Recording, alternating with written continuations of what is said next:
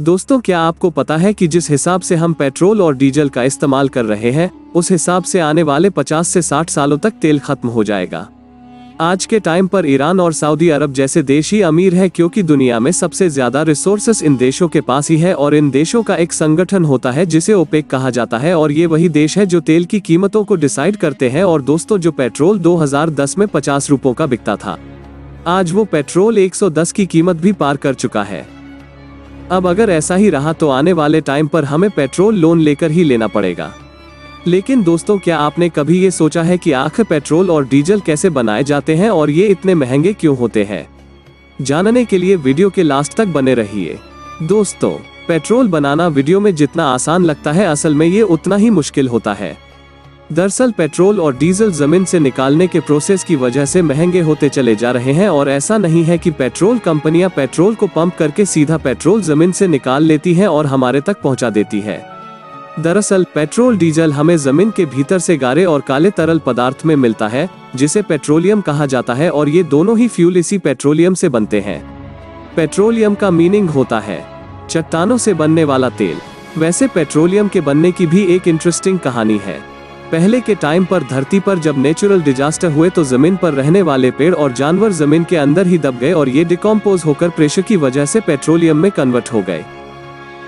अब इसके बाद इंसानों ने कई बड़ी बड़ी मशीनों से ड्रिलिंग करके पेट्रोलियम को निकाल लिया और इस पेट्रोलियम में क्रूड ऑयल यानी कच्चा तेल होता है और एक बार जब इसे निकाल लिया जाता है तब इस कच्चे तेल को कारखाने में भेज दिया जाता है। वैसे आपको बता दूं कि कच्चा तेल जमीन और समंदर दोनों में मिलता है और जो तेल समुद्र में होता है उसे बनाने के लिए फ्लोटिंग रिफाइनरी बनाई जाती है और जो तेल जमीन पर होता है उसे निकालने के लिए कुएं बनाए जाते हैं। चाहे समुद्र हो या फिर जमीन, असली समय उसे निकालने के लिए इस्तेमाल होता है और सिर्फ तेल को ढूंढने में ही कई बार सालों लग जाते हैं और अरबों रुपयों का खर्चा भी होता है। और जो तेल आप तक पहुंचाया जाता है उसके लिए कई बड़ी बड़ी मशीनें एक जगह से दूसरी जगह तेल निकालने में लगी रहती हैं और जब फाइनली तेल मिल जाता है तो मशीन को आसपास की चट्टानों से मजबूती से बांध दिया जाता है ताकि ये हिल डुल ना सके और इसके बाद समुद्र में ड्रिलिंग करी जाती है और ये ड्रिल हजारों फीट नीचे होती है।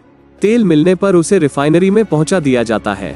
रिफाइनरी में कच्चे तेल को बड़े बड़े सिलेंडर्स में गर्म किया जाता है और फिर उसके बाद अलग अलग टेम्परेचर पर कच्चे तेल में मौजूद चीजें अलग अलग पाइप्स की मदद से निकाल ली जाती हैं। अब ये होता कैसे है? असल में पेट्रोल और डीजल अलग अलग टेम्परेचर पर मिलते हैं और इसीलिए इसे अलग अलग टेम्परेचर पर गर्म किया जाता है। जैसे पानी का 60 डिग्री बॉइलिंग पॉइंट होता है, वैसे ही कच्चे तेल का भी बॉइलिंग पॉइंट होता है। आप इसे ऐसे समझ सकते हैं कि डीजल को पाने के लिए 260 डिग्री तक कच्चे तेल को उबालना पड़ता है और 40 डिग्री पर हमें पेट्रोल मिलता है।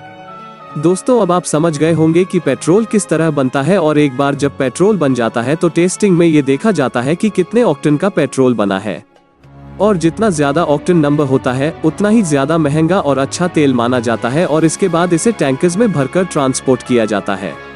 भारत में इंडियन ऑयल और रिलायंस जैसी कंपनीज अरबों रुपए इन्वेस्ट करती है और तब जाके ये पेट्रोल कहीं हमारे तक पहुंचता है।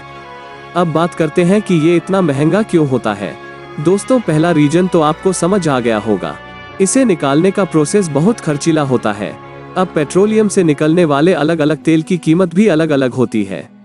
अब जिन देशों के पास अपने ऑयल रिजर्व होते हैं वहाँ ये तेल सस्ते पड़ते हैं और जिन देशों के पास ऑयल रिजर्व नहीं होते वहाँ पर रिफाइनरी और डिस्टिलेशन का प्राइस और भी ज्यादा महंगा हो जाता है और उसके बाद भारत जैसे देशों में स्टेट और सेंट्रल गवर्नमेंट मिलकर करीब 80% टैक्स भी लगाती है। पेट्रोल और डीजल एक नॉन रिन्यूएबल रिसोर्सेस है और इसीलिए जैसे जैसे ये इस्तेमाल हो रहे हैं वैसे वैसे ही ये खत्म होते चले जा रहे हैं और इसीलिए ये महंगे होते चले जा रहे हैं। इस वीडियो से कुछ नया सीखा हो तो इसे लाइक करके चैनल को सब्सक्राइब करना ना भूलें।